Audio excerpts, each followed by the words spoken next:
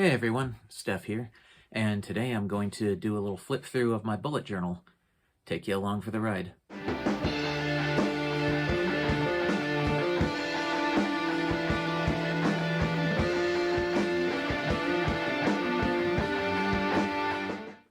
Briefly, I've had ADHD since I was a kid, and it was treated with therapy and Ritalin until I was about age 12 or so.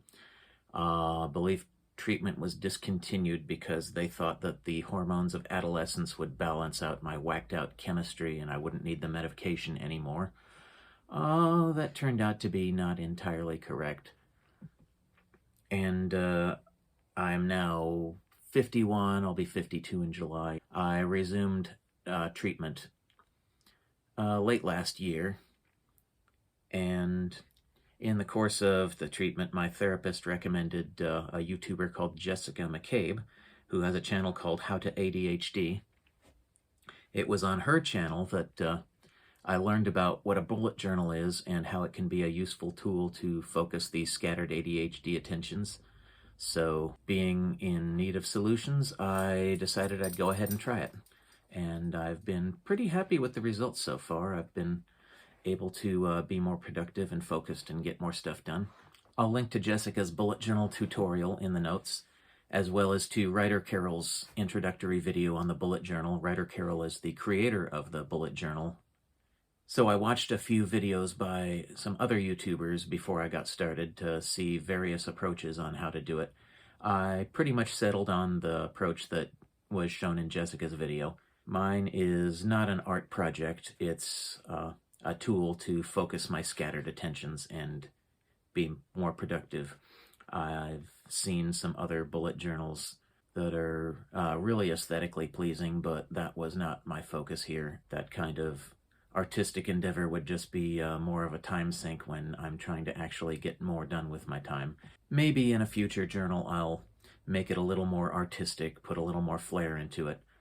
It's not entirely devoid of flair, as you'll see, but for now I'm all about function over form, and you'll see my layout is very basic. Alright, so let's go ahead and have a look now. Okay, so you'll see the cover here. It didn't start out this way. This decorative label here with the motivational slogan was put on a little later, like a couple of weeks after I'd opened the journal. The little label up there was put on pretty early because it said dot grid notebook, and I felt I should at least label it in some way. And so in here, in the first page, there's the key on the right-hand side, just as Writer recommends there. Down below there, I've got a color code for my gig work. I drive for a few gig apps, and there'll be more on that later. The color code I figured belonged up here on the key page. And on the left there, you'll see, of course, I've whited out my phone number there, because I don't necessarily want y'all phoning me up at random, but if you do happen to find my bullet journal, unlikely since I've never yet taken it out of the house, and I'm unlikely to, but if for whatever reason it gets lost and you find it, give me a call, let me know, and I'll give you 20 bucks or so. Back to the key page here. Apparently, I felt I should go ahead and throw in the obligatory doodle there, so I doodled my keys, wallet, and phone, because that's my little ritual that I do when I leave the house. Tickets, money, passport. Reference to the British show Absolutely Fabulous by Dawn French and Jennifer Saunders. You know, up at the top there it says that I opened it up on April 5th of this year. And I've also got a little guide ruler along the margins there to indicate that there are 39 squares across and 51 squares vertically to a page. Helps me determine a layout there. The next page, 2 pages rather, I have the index here to keep track of what's where in the book. I actually don't usually use the index. In fact, I almost never use the index. I tend to just page through until I find something. I generally have an idea where it is.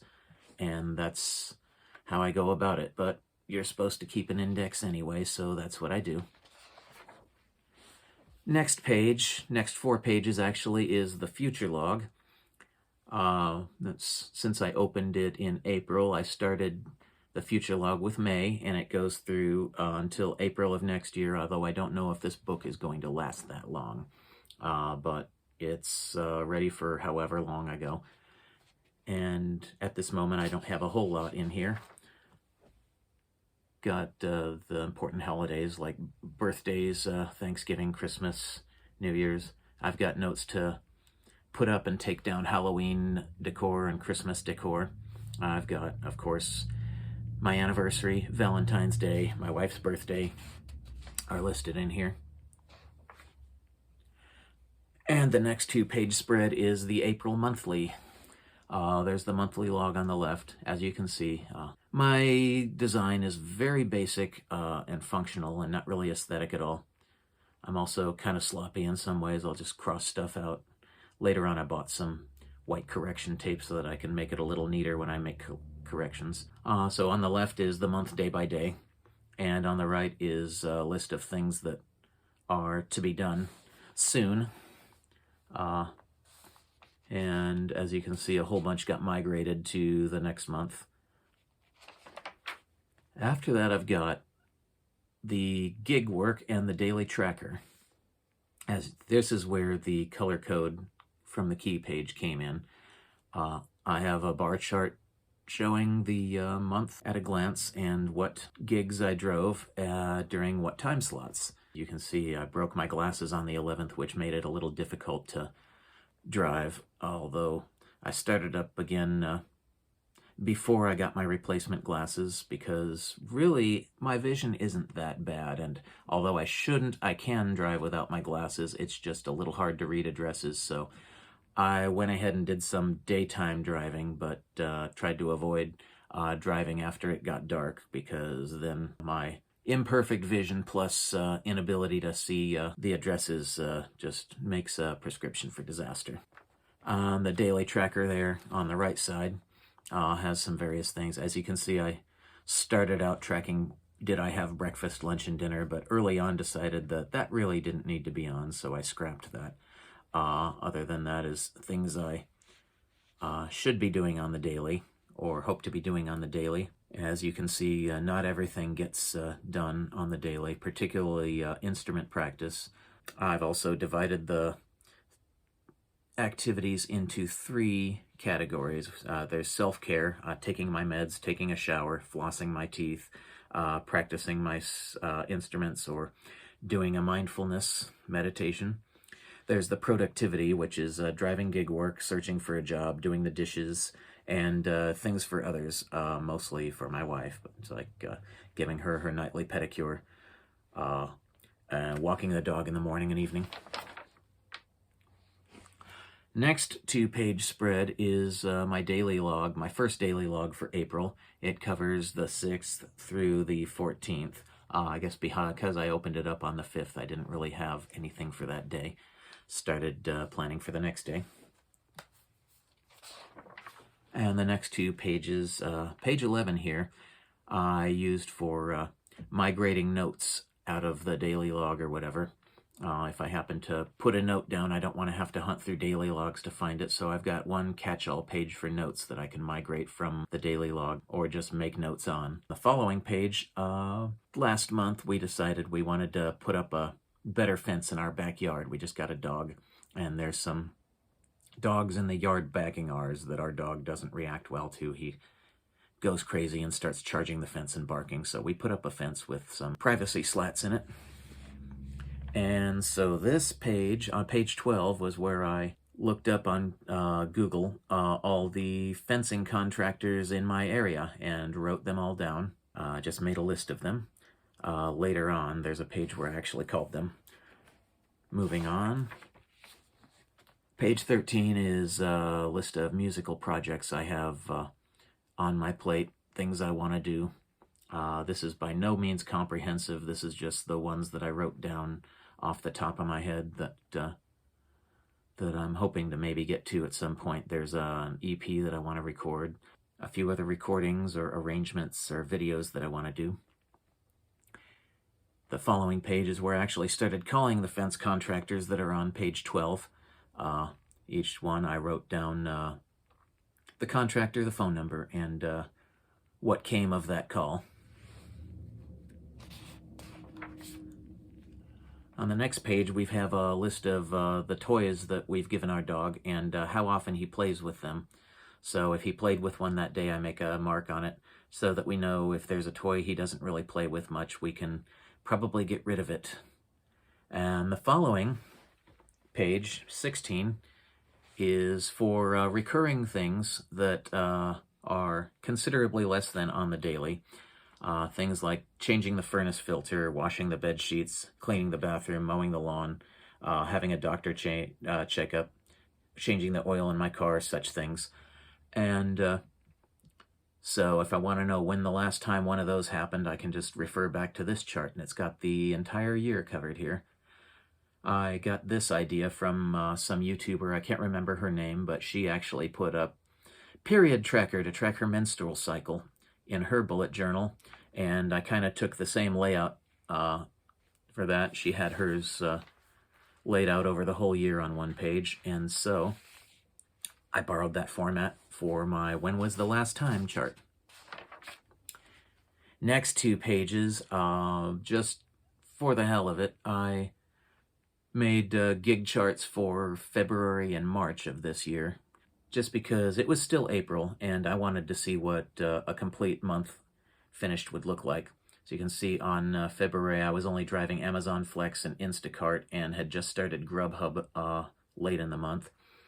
March I was still driving those 3 and I started DoorDash late that month. I didn't cover it on the previous page where I tracked April gigs, but I've got the totals of the hours, the money I made, and the miles I drove, and the averages that works out to. Amazon has the best hourly rate on average, but it's also the one that I drove the most miles on and make the least per mile driven.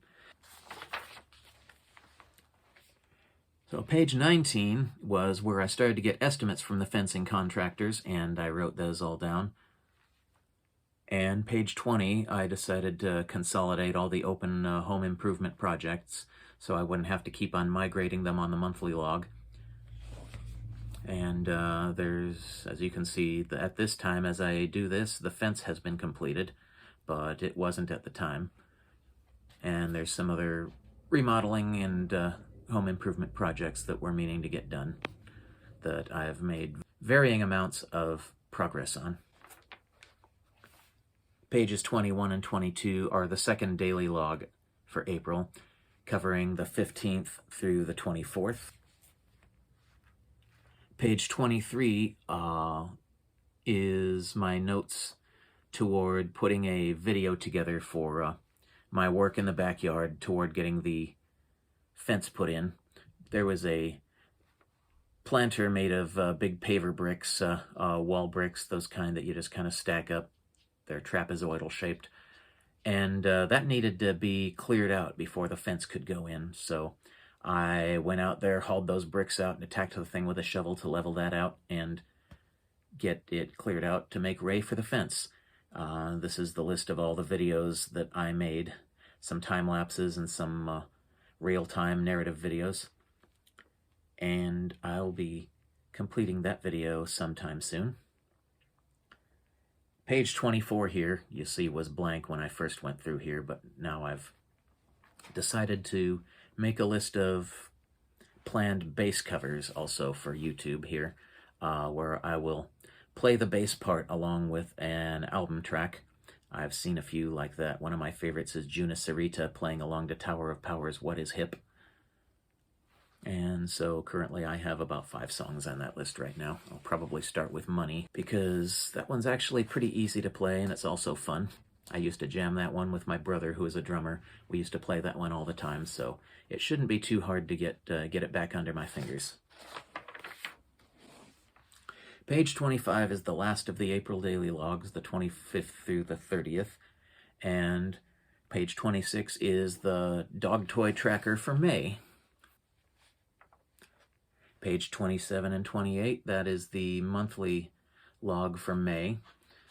Of course, again, the page on the left is the month at a glance, and the right side page is the list of things to be done this month. Page 29 is the May gig tracker. I've just joined Uber Eats in the time since I designed this page, so I had to squeeze them in there between Amazon and the totals. Although I don't anticipate a whole lot of work through Uber Eats. I don't seem to get a lot of offers on it. DoorDash I seem to get the most on. A little bit of Grubhub. And I'll do Amazon and Instacart occasionally. I don't think I'll be doing much more GoPuff because it just doesn't seem worth the investment of the time. Return isn't quite as good. And on the right-hand side, there's the daily tracker for May. You can see it looks a lot cleaner and neater than the April one. Next page, I begin the May monthly log, and it goes from the 1st through the 6th.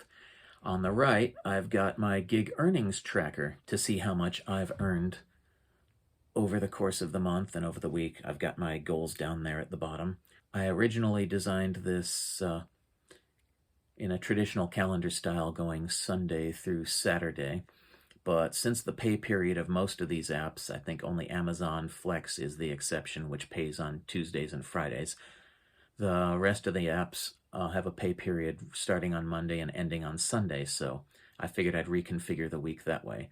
You'll see that this is a piece of graph paper different from the rest of the book. I did the initial redesign in a graph paper notebook that I've got, and I decided to paste it in with a glue stick into the main journal and make this the one I worked with. You'll see in the little insert there what the original design looked like, and I just didn't see any point in continuing with it, and there was no sense having a wasted page, so I pasted the revised, redesigned chart into the book, and here we are. And at last, we've got the daily log for May, Part 2. It runs from the 7th through today's date, which is the 17th, Monday, and that brings us up to date. I'm continuing on because having things in the daily tracker and in the monthly tracker help me keep on top of tasks that need to be get done. They tend not to get forgotten, which my ADHD brain will do if left to its own devices without any help. And there we have it. That's a brief tour through my bullet journal. I'm going to keep at it because I've been very happy with the results. And that's about all I've got to say. Until next time, steph out.